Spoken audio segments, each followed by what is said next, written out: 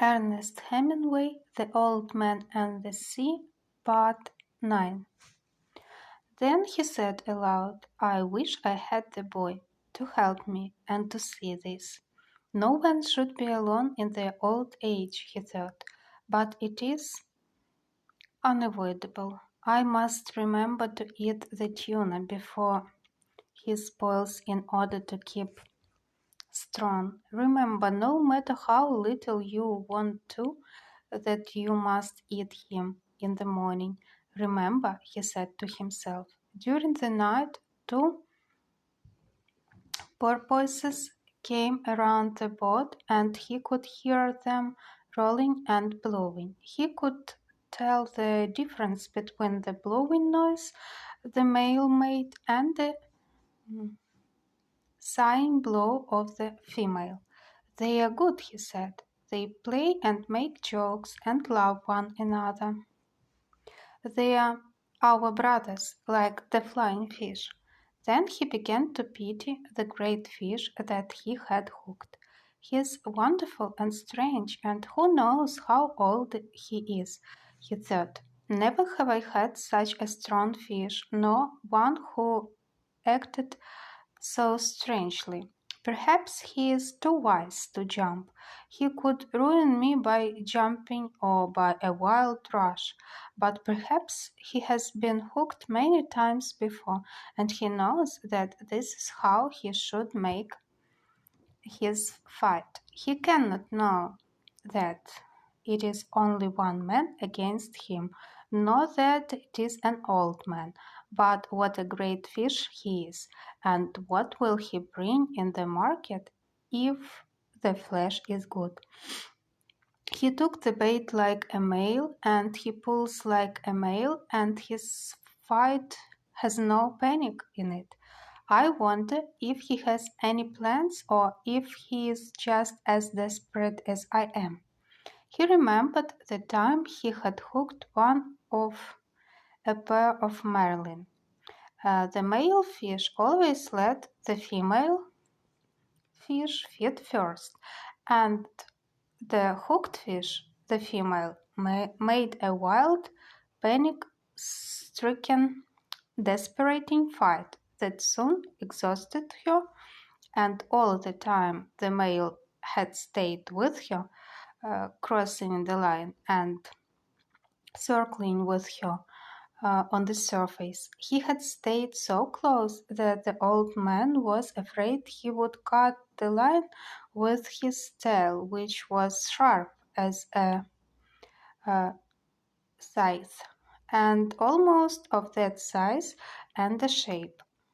When the old man had gaffed her and clubbed her, holding the rapier bill with its sandpaper edge and dabbing her across the top of her head until her color turned to a color almost like the backing of mirrors, and then, with the boy's aid, hoisted her aboard. The male fish had stayed by the side of the boat. Then, while the old man was clearing the lines and preparing the harpoon, the male fish jumped high into the air beside the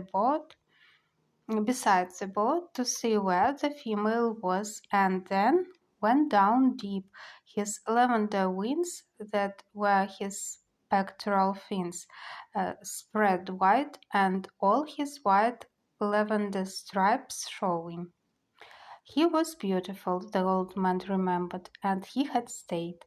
That was the saddest thing I ever saw with them, the old man thought. The boy was sad too, and we begged her pardon and butchered her promptly. "I wish the boy was here," he said aloud, and settled himself against the rounded planks of the bow, and felt the strength of the great fish through the line he held across his shoulders, moving steadily toward whatever he had chosen. When once, through my treachery, it had been necessary to him to make a choice, the old man thought.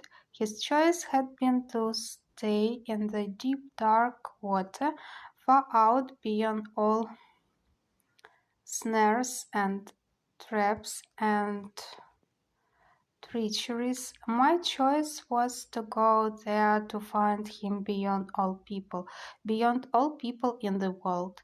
Now we are joined together and have been since noon, and no one to help either one of us.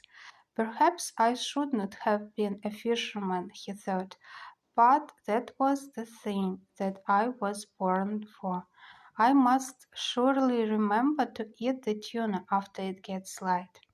Some time before daylight, something took one of the baits that were behind him. He heard the stick break and the line begin to rush out over the gunwale of the skiff.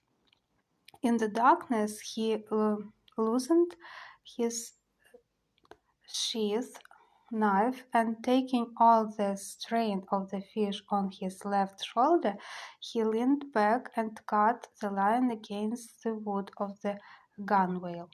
Then he cut the other line closest to him, and in the dark made the loose ends of the reserve coils fast.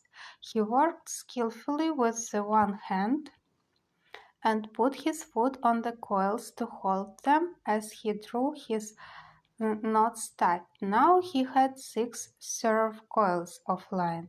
There were 2 from each bait he had served, and the 2 from the bait the fish had taken, and they were all connected.